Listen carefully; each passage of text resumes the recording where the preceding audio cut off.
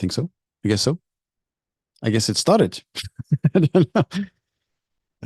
So, welcome everyone to this session, and very excited to be here. To be honest, Eduardo, how are you? Doing fine, Henry. All good here. It's a lovely So, Thursday. yeah, it seems so. Halloween Thursday. In so you're in at home, I guess, or you're somewhere else. No, I'm in Costa Rica and where I live now. Yeah, I've been here for a couple of years. So Yeah. it sounds like the temperature seems much better than where I'm living. To be honest. Yeah, I see sunlights and everything beyond on the background. Yeah, it's kind of sunny today. We are entering the summer season, but today it's around 26, 27 Celsius degrees. Okay. Okay. Not So bad. I won't say any comment about this. No, so no, in our, I mean, we have a acceptable temperature for the seasons, but nothing to compare to where you're based. Yeah, so welcome everyone. If you're connected, welcome to this session. So I'm very excited to co-present this session with Eduardo. And we've been preparing some content for you guys, and I hope you will enjoy it, to be honest, because we spent some times building this content, and we will cover a few aspects during these sessions. And again, we will present some different topics during this session. And if you have any questions, of course, there will be dedicated Q&A sessions at the end. So if you want to ask your questions and drop your questions, please use the Q&A. If you connected from the Zoom, use the Q&A feature to drop your questions. And if you're connected through stream, I don't know if the stream is on. So let me check if I'm going to connect and see if it's actually on my end. So if you're connected on other platform, which where is it? Event. Let me check if it's on. It is on. Cool. So if you're connected from LinkedIn or from YouTube, then you can drop your questions. I will pay attention to the Q&A sections in the streaming platform. So it will try to answer, of course. But while we're presenting, we won't look at the questions. We will keep that for the end. All right. So if you're ready, Eduardo, I'm ready. Yeah. You want to start? Okay, let's do it. Yeah. Um, so briefly, brief introduction about ourselves. So my name is Henrik Rexed. I'm a cloud native advocate working at Dynatrace a bit less than 3-4 years. I don't know, I think. But I spend most of my career as a performance engineer. And you will see that when I built this content, the performance engineering skills were being used here. So we're going to talk about later on. Otherwise, if you have never heard about me, I try to build some content on the observability side. So I have a YouTube channel called Is It Observable, where I do some live stream and I do some videos and so on. So it's there. Again, if I want to improve the content, I need feedback. So if you hate the content, let me know so then I can improve it. And if you like the content, let me know as well, so I can just be proud of myself. And otherwise, I do also another channel called Perfbytes for performance engineer. So here I'm less consistent because, of course, I need more time. But I do when I have some time here and there. And Eduardo, what about yourself? Yeah. Thanks, Henry. Well, my name is Eduardo Silva. I'm a software engineer for many, many, many years. And kind of known now for having had the opportunity to create this project Fluent Bit, which has been running for almost 10 years. And I'm a software engineer and manager also at Chronosphere, which is one of the sponsors of this project, and have been around open source and the CNCF Linux Foundation for many, many years. So really happy to be here again. I think this is not our first cameo in terms around work around Fluent Bit, so really happy to share what's new and try to test it out. So, what are we going to talk about? A couple of things. Of course, we're going to talk about Fluent Bit. No surprise. Otherwise, it will be quite surprising. But here we want to take the angle about how Fluent Bit could help in saving energy usage in our cluster. But more than just energy usage and money, we think about energy footprint, because at the end today, there's a big trend about we adding more and more workload in our cluster, and those workload are more heavier than expected, and that comes with the price or with the energy consumption, CO2 footprint, and so on. So we'll talk about briefly, make a context around it, and then showing you how you can measure, give you some tips and tricks on this. And then, of course, we're going to jump into the actual content, which is Fluentbit 3.2. And we'll see that Fluentbit 3.2 comes with really interesting features and really interesting optimization. And I think it makes sense that we cover that so you understand. And last, when Eduardo sent me, hey, we did some great optimizations, I need to double check. So I did the check, and you'll see we'll share some benchmarking results later on at the end. So, which means if you're interested in the numbers, you will have to stay until the end to get those numbers. All right. We need to save the planet. Well, yes, we need to save the planet. Yeah, obviously, for a specific reason is that today we have the community's adoptions has increased a lot over the years, and there are some bad habits when you're starting in Kubernetes, is that you intend to over provision resources for nothing, and or you don't even touch the resources, which is sometimes not a big thing. And at the end, we consume more energy for nothing in our own cluster. And because we are adding more and more resources, then we are not being a good citizen for our planet. That's one piece. And the second piece is the usage of AI. I mean, if you heard all the keynotes and the conferences, everyone is talking about AI, and everyone wants to have an AI story somewhere. So somehow people are very motivated to build AI on top of whatever they have. And as a consequence, those AI workload, which is usually very significant, expensive in terms of energy usage, are increasing and increasing and increasing and increasing. And that is a clear bad sign in our industry, in the IT industry, because it will just explode more and more resources. Just to let you know, as of now, just the usage of data center is about almost 3 point something percent of the overall CO2 footprint. And you may say, yeah, 3% is nothing, so why should I care? Well, the problem is that those numbers are increasing, and as of now, it's about 2% of per year. The energy usage for our data center is increasing, and if we do nothing, if we don't play a good green cloud engineering, then the problem is that those data centers will just be above 15%. That is a projection in 2040. And the problem with this is that we will basically consume more energy than the airline industry, so which I think is a bit of shame. So let's be good citizens and improve ourselves.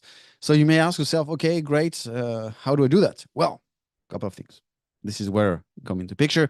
The first piece is, if you want to optimize things and if you want to reduce things, the only way to do it is to understand where you are. So in the level of maturity is, first step, I need to measure. So measuring means having a tool that reports you the actual energy consumptions. And once you have it, then you know actually what you're consuming, and then you can take that KPI on day-to-day basis to then do some optimization. So where can we optimize the energy consumptions? We're first on the code, no surprise, and we'll touch base this with more on the Fluentbit side. But if you just utilize this energy KPI from your pod, your namespace that you're responsible of, and then you combine with profiling, for example, then if you know that there's a very expensive CPU function, CPU timing on a given methods or whatever, if you try to reduce it, then at the end you will consume less CPU cycles and then less energy for this specific workload. So that's the optimization from the code perspective. But then there is a big chunk which is very easy to reach and be smart about, is, like I said, the resource allocations. There is, I mean, I don't remember the statistics, but there was a survey a few years ago sharing about the number of people utilizing really the resource and limits. So first of all, I was very surprised to see that few people were actually defining resource and limits in their environments. So then we're not optimizing the Kubernetes in general. And or people, if they set the limits, they basically put very, very, very high values, because as a human being, we want to be secure. So we intend to put high values there. And as a consequence, we are not optimizing the usage of a cluster. And because we're not optimizing the usage of the cluster, we consume more energy. So if we just fine tune the resource allocations that are required for your pod and other resources, then you can save also some energy. And the last piece, of course, we're not going to touch base on this today.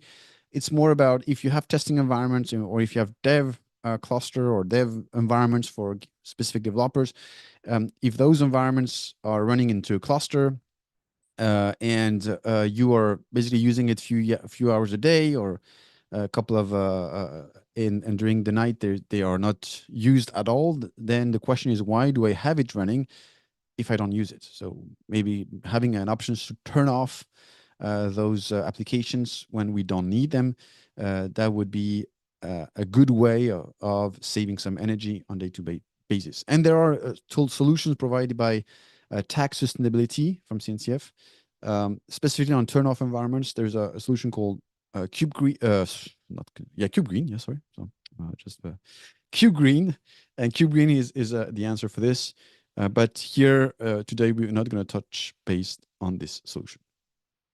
So there's a cruel reality. So even if I build my applications in my cluster, when running in Kubernetes, then we don't have only our applications. We start to have runtime security agents running. Then we have probably networking, some ingress or service mesh.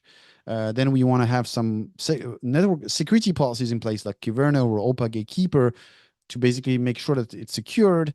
Then we add some observability data, of course, here. So, and then we need backup solutions and more. And then the list of those tooling that we need to manage our cluster in day-to-day basis and are growing and growing, because at the end we provide a lot of automations, and it's pretty much smart. So even if we didn't deploy anything, we're already consuming things. So that's a pain. And you will say, yes, okay, great, Henrik, but we know about it. There's no surprise. So the question is, if every of those projects are actually doing optimizing their solutions, then already we are reducing the energy. So that's where Fluentbit will be helpful. So the first question before we jump into the Fluentbit side is, I mentioned, if you want to optimize things, the first thing that you need to do is to measure. So how do you measure the energy usage? Well, in CNCF, there is a project called Kepler. Kepler is a project designed for that. So it's part of the tax sustainability working group. The approach of Kepler is very simple. It will deploy in your cluster a daemon set. Yeah, you say, yeah, daemon set consume more energy, but again, it's so expensive. But this daemon set will at the end deploy eBPF probes. And those probes will be responsible to measure things. So if you don't know eBPF, by the way, there was been recently a webinar in the Fluent community about Fluentbit and eBPF. Very excited. If you were not be there, I will really recommend to watch it.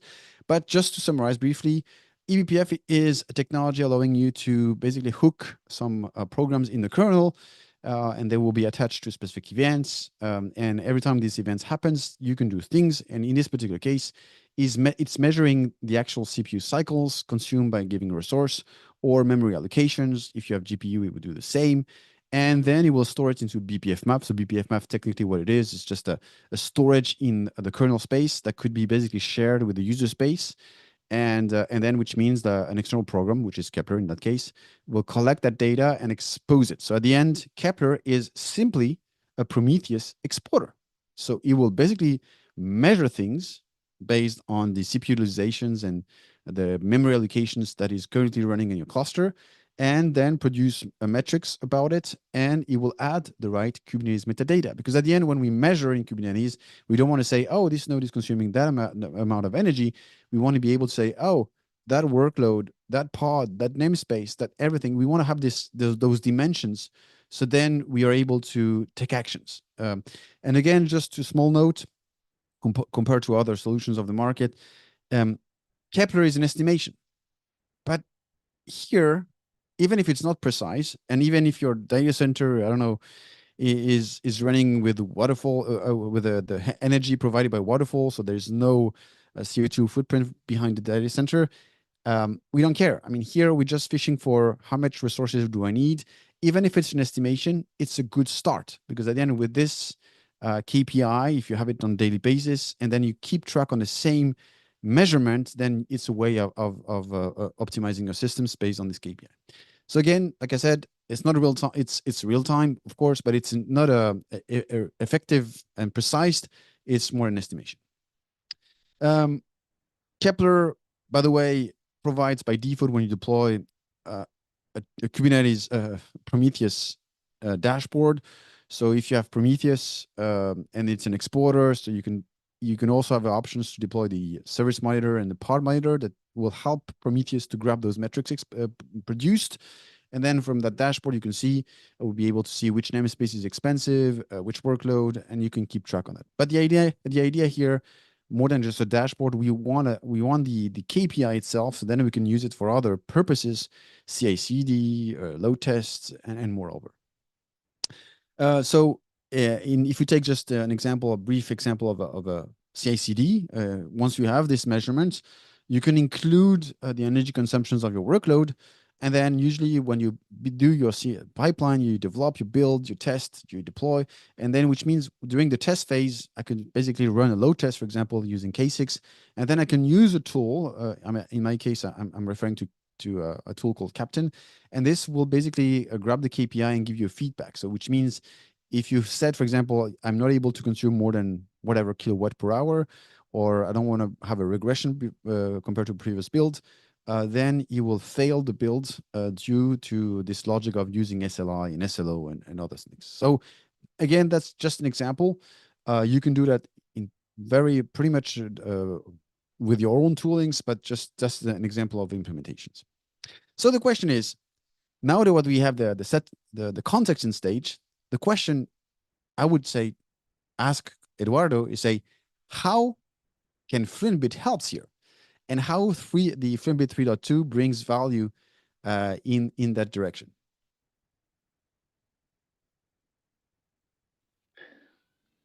Okay, can I take over your screen for a second? Let me check up. Do I have the slide control? Here it is. Do you have it? Okay, let me check. Oh man, and I knew you on this. I don't know how to control the slides from here. Yeah, arrows are not working. Okay, never mind. So you can say next, and when they say next, I will press on the mouse then. Okay, awesome. So the project Fluentbit, which is part of the CNCF Agrobatic project, has been built for almost 10 years on top of a couple of key principles since the early beginnings. It's like be a high performance telemetry agent, but without losing its lightweightness, right? We always think that you can make things really good to work, but also it's really important that those things are working fast, really, really fast.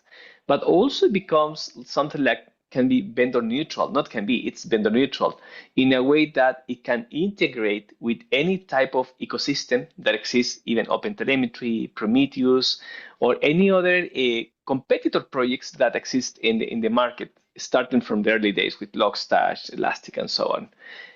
And from integration perspective, we also believe that in a way that Fluentbit can be extendable by developers, it's the best way to solve most new use cases around. Next, please.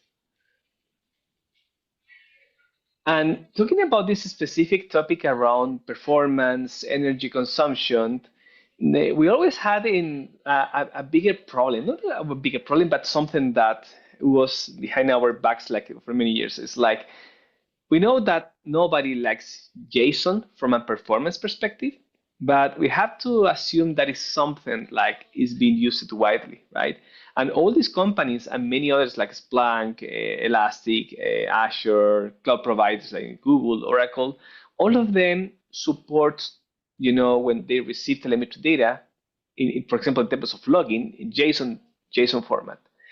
And while it's a protocol that is not a protocol, a data format that is really easy to understand what it means, right? We have to assume that when it's time to compute and process that, it's really expensive. It takes a lot of CPU cycle. It's really expensive. It takes CPU time. It takes more energy. You have to allocate more memory, and has been always something that we didn't like it that much. But hey, we integrate. If they expect JSON, Fluentbit use its own binary representation for the telemetry data. But if the other part where we are going to send the data expects JSON, yes, we need to encode this from our binary format to JSON so we can speak in the language that the remote endpoint is waiting. But of course, this comes with some performance penalties. Performance penalties means like we need to invest time into encode these messages. So what we can do, next please. What we can do, we need JSON because it's expensive. And now what we can do in Fluentbit to work around this problem, maybe a few years ago, it wasn't like a big issue because workloads were kind of okay, but now workflow of telemetry data are insane, right? There's more clusters, more application, more pods in Kubernetes. And for folks who are not using Kubernetes, yeah, everything is growing like crazy. So this is one of the primary tasks that we say, okay, if one of the most expensive operations in Fluentbit is to encode to JSON, hey, this is something that we need to attack somehow. Next, please. And if we talk about JSON encoding and how this process works, right? For example, if you imagine that you have some characters like the quotation mark, the backslash, a new line, those are usually represented by 1 byte in ASCII, right? But when you want to encode that character and represent it as a JSON message, right, we need to do what is called escaping. And escaping means to add a backslash right before adding the next character, right? I'm going to explain that right away. So for example, if a quotation mark is just a quotation mark in 1 byte, in JSON, that means 2 bytes, a backslash and a quotation mark. Backslash, next please. Yeah, let's imagine this example. So here we have 2 words, but maybe you're noticing that this is said hi and bye. But there's also something in the middle that breaks the line, right? It's a new line at the end of hi. Next slide, please. If we translate this as bytes, you will see that they are not 5, but they are 6 bytes. We have hi, we have the backslash n, which means is represented as a break line, and then the byte message. Now, this is not JSON, right? This is an array of bytes that needs to be converted to JSON. Next one, please. So basically, if you look at this and you said, oh, I have a special character that needs to be escaped. So if you think from a Fluent Bit perspective, if you have any type of string, you might imagine, hey, before encoding to JSON, I need to search for these special characters that needs to be escaped so I can encode in JSON properly, right? Until that, it's all fine. Next one, please. So something like starting like a hi and bye, which has a break line in the middle, and if we use our table to translate this, it will be 7 bytes, right? As you can see now, the red one, which is 1 byte, has been converted in 2 bytes because this is escaping required by JSON. And this is just for normal ASCII. I'm not talking about Unicode, which has extra performance penalties when are encoded on JSON. But we're just going to focus on this part in normal ASCII characters. Next one, please. Okay, imagine that you have this, right? This is just a text of, if I'm not wrong, 90 characters. So you have character 1, 2, 3, 4, 5, 6, 7, one after each other, right? And this is fine. And actually, if I ask all of you right now to take a look at this table and tell me, okay, which character needs to be escaped, you might highlight some of them right away, right? You might find the double quotes or something in the middle. But actually what you're doing, I don't know how the brain works, but you're not looking one by one, right? Actually what you're doing is like you're mapping out and trying to recognize the visual part of the character and say, oh, this might need some escaping, right? But when we write a program, actually we don't have that, right? What we do is if I want to encode this in JSON, I have to go one by one checking, is this a special character? Yes or no? Oh, no, it's not. Okay, I'm going to copy to the destination buffer. Is the next one yes or no? Destination buffer. And if we get, for example, to a double quote here, and say, oh, it is a double quote? Yes. Okay, it's a special character? Yes. So it must be escaped. So we need to increase the buffer size to allocate instead of one character, two characters. Next slide, please. Yeah. So basically, the program needs to detect in red, for example, now it's in red where this is happening, which are the parts of this text that need to be escaped. But if we do it one by one and we have thousands of messages per second, you might imagine that it's a really expensive operation. Next one, please. And we found a solution. Actually, we didn't found. I see this has been existed for almost 20 years, right? So most of modern processors contains what are special instructions that are called SIMD, which stands for single instructions, multiple data. So you can run one single operation on an array of bytes, right? For example, if you have 8 bytes and you want to perform a specific operation to compare one by one, you can do it one by one or just use SIMD and compare with one operation the 8 bytes at the same time. Okay, it's kind of magic. It's kind of black magic, but it works. And next one. So we started to think, okay, what if Fluentbit can speed up the search of these special characters that needs to be escaped because you need to find them before trying to escape? And we start checking, 16 bytes at a time instead of one by one.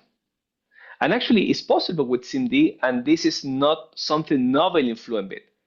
And to be honest, this optimization that we're going to talk about here is highly based on the one that PostgreSQL, the database, did 2 months ago, right?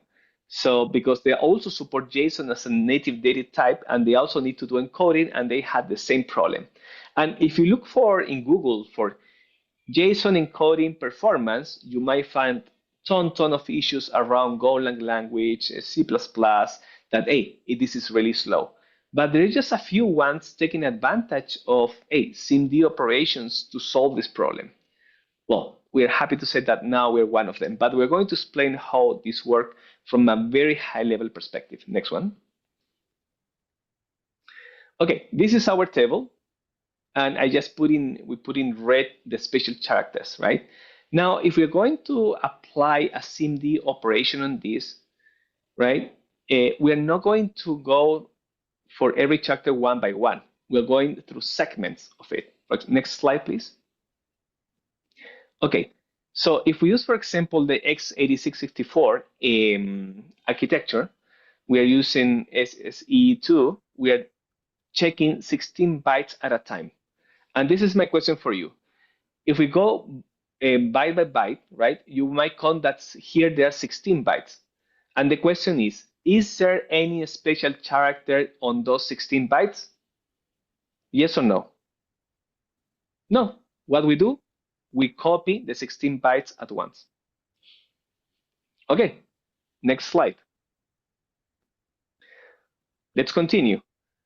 In the next range of 16 bytes, do we have any special characters? Yes or no? Yes, we have 2.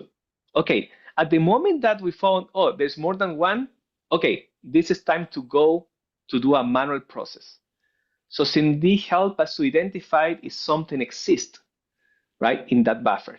On that way, I go back to my failover mode or my fallback and says, okay, it's time to process the characters one by one.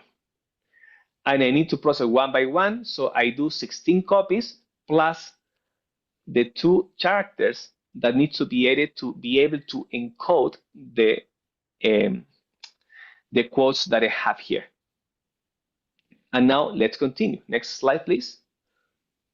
Now, in our third operation, do we have any special character on those 16 bytes? Is there something in red? No, there's nothing. There's nothing. So we just copy those 16 bytes. And we continue doing the same exercise. Next one. Do we have something next block? Yes, we found it. Okay, so we need to do a manual process of checking character by character. Okay, next block, please. Next slide. And then the same happens with the next one. And next one, please. And the next one. Okay, in total, by using SIMD, we ended up doing roughly 71 operations. While before SIMD, we used to do 90. What I'm trying to say here is like, one, we are not processing each character one by one, right? We have a way to just find that, hey, there's nothing special here, just copy everything. So we reduce the CPU cycles. And in the other, it's like all will depend on the type of data that is being processed. If every 16 bytes you have a special character, yeah, it will be like the old normal way. But actually, if you run this in production, you will find that there's a lot of optimization because it's not the case for everything. And this is how SIMD pretty much works from a very high level perspective. Now, Henrik, I don't know if you have any question that. Now I understand, because now I did the math calculation between 71 and 90, and I say, it remembered me some numbers, interesting numbers. So now it makes sense. Very interesting. CMD, I didn't know it, so I learned something. I really liked it. And this is very conservative numbers, right? Because yeah, I could say, no, there's just one special character, our numbers are bigger. But hey, this is kind of reality, right? But I'm not the one to confirm those numbers. Hey, we did implementation, we come up with our own results, but I think that is better if our users, can get some results. So next slide, please. And in expectation of Fluentbit plus SIMD, when working on this optimization, our expectation for users, what is the major outcome, is less CPU usage, less energy consumption, and potentially reduce the number of memory allocations, right? And I say potentially because it will depend on the type of data. Now, if you rely on cloud services and you're paying money per the amount of CPU cycles that you are using in your machine, and we can save a fraction of that, hey, that's a win for you. And yeah, so that's an explanation, but I will let the expert in performance to verify these things. So let's verify, because first of all, when I received the Fluentbit version, it was called SIMD. I said, what is SIMD? So I didn't search. That's my fault. So I should have Googled it, and then I will have, oh, now I get it. What's behind the scene? So I took the image like this, and I said, okay, challenge accepted. Let's figure out if it's really improved anything behind the scenes. So to do that, I need to do a benchmark, and to do a benchmark, I wanted to utilize Fluentbit like I'm doing it on a daily basis. So I said, okay, I'm gonna do a log pipeline, a metric pipeline, and a trace pipeline. And with the processors that has been introduced with the version 2, you can deal in a better way logs and metrics. And of course, with the new release of the 3, you have more features possible with metrics and traces. So at the end, what it does for the logs, it takes the logs from Kubernetes, so it's going to read the logs from the var/logs, as you probably know. Then use the Kubernetes processor filter, sorry, to add the Kubernetes metadata. Then I do some nest and so on to lift the properties of at the right level. I use throttle because then I want to export it, and then I push it as an OpenTelemetry exporter. And then from the log perspective, I had few workload that was using that was producing logs as well from OTLP log format. So I was just pushing it to Fluentbit, I did just a very basic content modifier, and I was not able to, of course, to use a filter plugin in that context. So I pushed it directly to OpenTelemetry. On the metric side, I wanted to have a like a representation of what we can do technically. So if I have metrics exposed in Prometheus formats or with help of Prometheus exporter, I want to scrape those metrics, and I selected intentionally a few exporters. So CubeStat metrics, Node exporter, and Kepler. Because Kepler, I didn't touch base on this, but Kepler is great, but it's a quite a very expensive metric because he has a high cardinality. And having the options to drop some things, it's just perfect. Of course, to be able to see what's going on in Fluentbit, I enable the use the Fluentbit metric receiver input plugin. And then I use, of course, OpenTelemetry metrics as well. So here I'm doing a metric selector to just filter out the metrics that I need. In my case, I use label.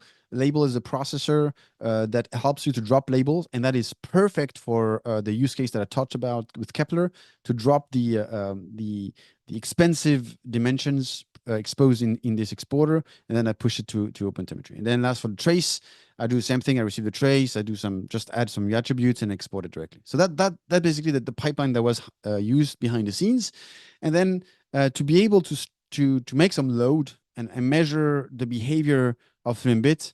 I did over the years a benchmark comparing Fluentbit 2 with the collector and then also with the vector, by the way. And I did also with Fluentbit 3 and the collector.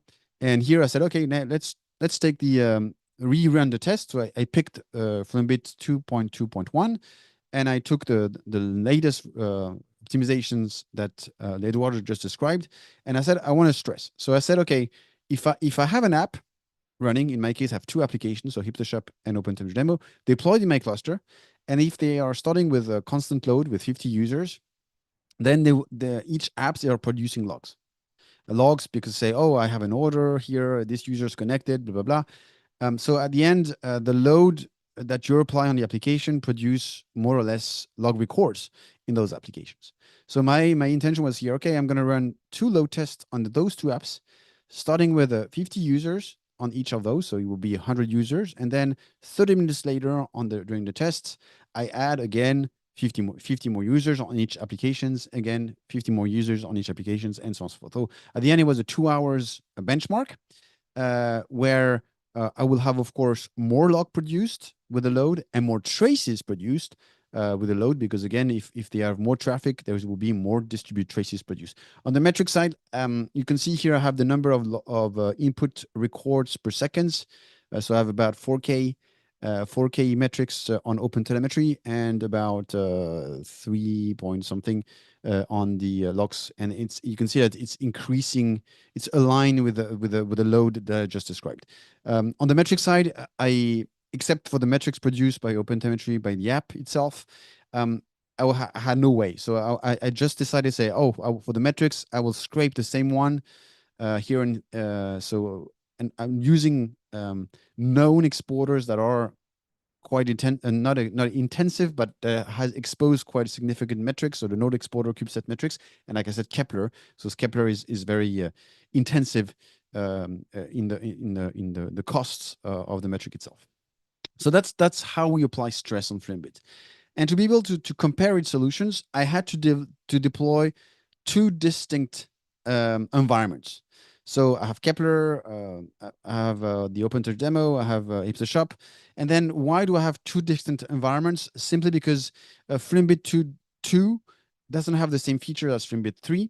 So I cannot basically, because it didn't support the gRPC encoding at the end for OpenTelemetry.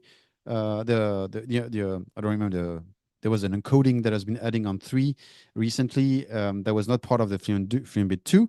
So everything what Fluentbit is collecting the logs, but when it comes for the traces, the apps are sending it to another collector, and that collector is basically transitioning the protocols and then sending it to the backend. In my case, it was Madan trace, and then from the traces from the metrics as well. There's a missing feature as of now. So before sending it to my backend, I had to go through a collector to do the minor transformations to convert the metrics into delta, because in my case, the backend I am using is supporting delta and not cumulative.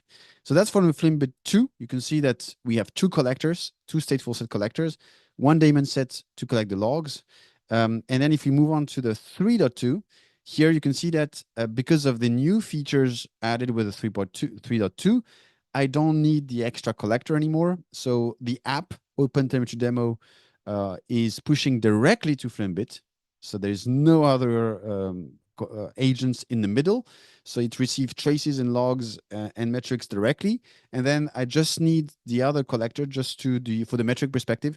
So the metrics that needs to be converted are going through a collector to be able to create the metric on the right format expected by the backend. But for the rest, you can see there's an arrow going down directly to my backend. So all the traces, all the logs produced are sent directly to the backend. It's only for the metrics where I need to go through a collector to make that small transformation at the end of the test. So that's about the environment. Oh yeah, and by the way, I use Istio as well because Istio has a lot of exporters, so also I use this as well. So it adds more, and also it adds more spans in produced. So Istio is also there just to make bigger traces, so bigger JSON payload. And remember, this optimization is about JSON. So let's check about the actual numbers. So when I did the tests here, so here is the two. So on the left side, you can see Fluentbit 2.2.1, and on the right side, version 3.2 with the optimization that Eduardo explained. And you can see that on a CPU usage, Fluentbit 2.2.1, after 30 minutes, when we add more users, the CPU reach 150 millicore. 350 millicore, sorry. And basically it's pretty much aligned with the load applied in the systems. And now if we look at it started at 100 millicore, and then we jumped to about 350 millicore. And then if you look at Fluentbit 3.2, here we were very under consuming less than 240 millicore, and we were slightly increasing, but it was quite stable at the end. And in terms of memory consumptions, one in the Fluentbit 2.2.1 was consuming a bit more memory because it depends on the nodes and the number, the distribution of the pods. So you can see that it reached about 60 megs in total at the end of the tests, while in 3.2, we are basically about 40 megs, 45 megs in global. And then I use Kepler. So that's the last graph on the bottom, where I'm trying to calculate the energy watt per hour. So Kepler exposed the joule consumed by the pods, and then with a small conversion, you can have the watts per hour. And you can see here we are about at 2 kilowatt per hour in average in 2.2.1, and in Fluentbit 3 we have a spike in the middle, but then it's basically less than about 2.k. So, but still we are. I would say to go back to Fluentbit 2.2.1, we are almost reached 4 kilowatt per hour, and while 3.2 was pretty much stable. So at the end, if you compare both graphs, you can see there's an improvement. But to simplify the difference between the two solutions, I made small calculations.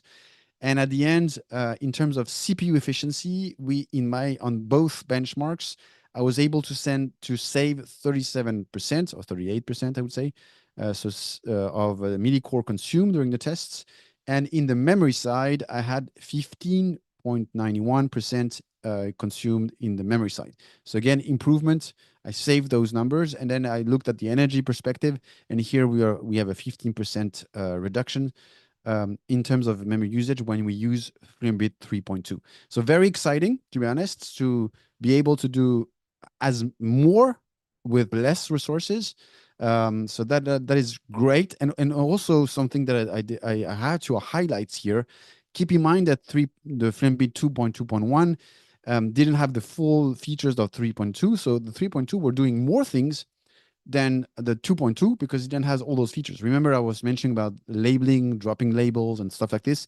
In the Fluentbit 2, it didn't exist, that feature. This has been used in 3.2. So even the 3.2, sorry, is doing more things behind the scene compared to Fluentbit 2.2.1. So again, more features, more tasks asked by Fluentbit, and then this it comes with a surprising optimization that reduce your CPU footprint, reduce the memory footprint, and last, of course, directly, it's a consequences.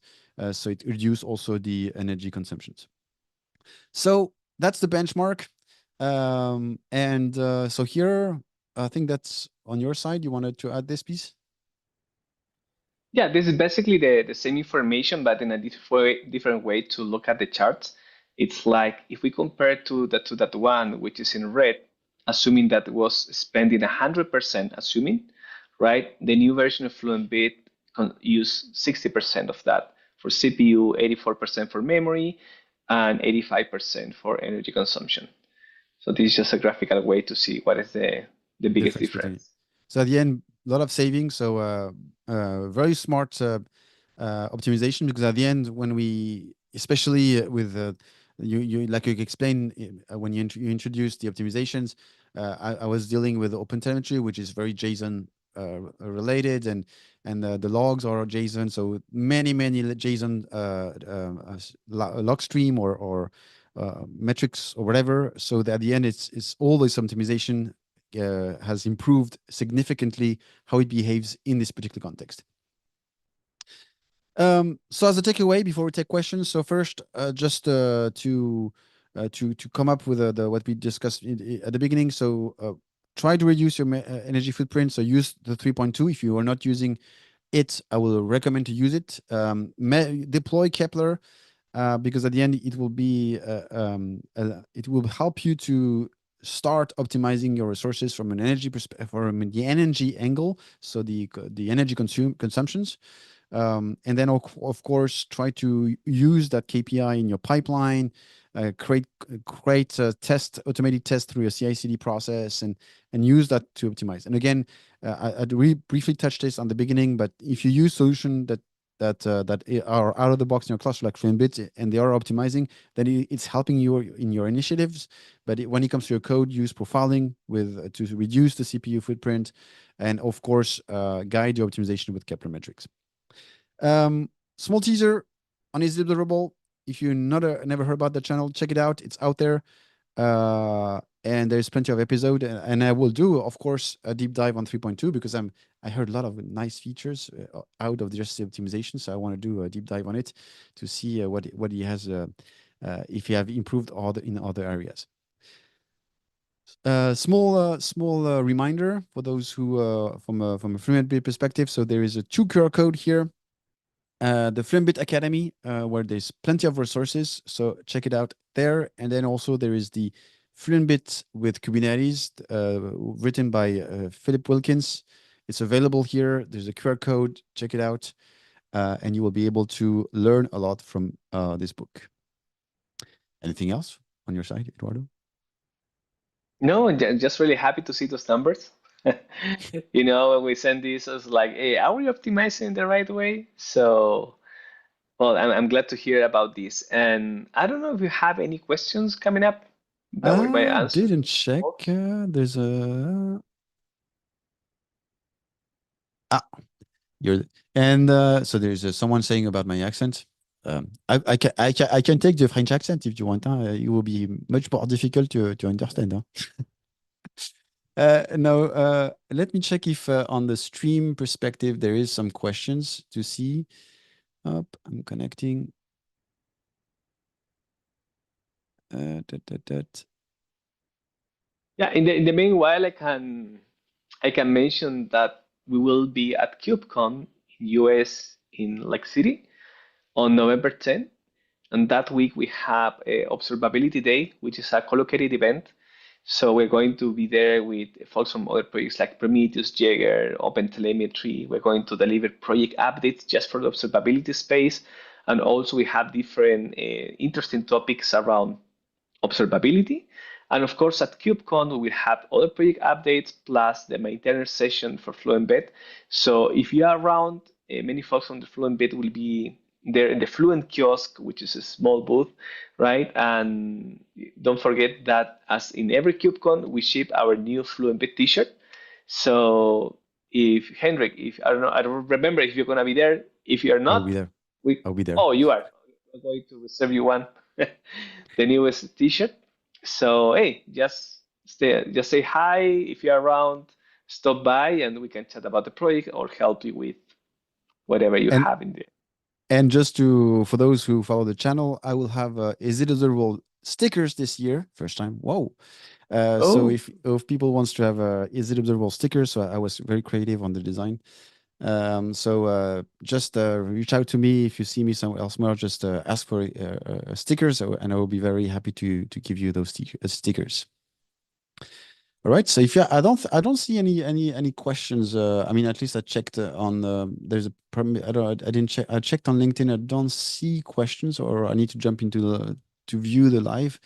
And let me go to YouTube to see if there's some questions. But I don't think that I saw any questions. Let me check.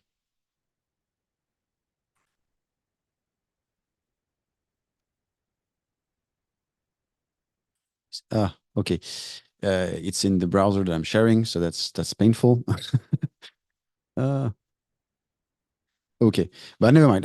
If there's any questions anyway, if you didn't have the time to answer and we didn't see your questions, just reach out to us. I'm accessible in various social LinkedIn, YouTube, Slack channel of CNCF or Slack channel of Fluentbit, and I will be very happy to answer your questions. And I guess for Eduardo it will be the same. I guess if people have questions about your optimizations, they could easily reach out to you. awesome. Thank you so much, Henrik. Thanks, Eduardo, for your time and enjoy your end of the day. And for those who've been watching,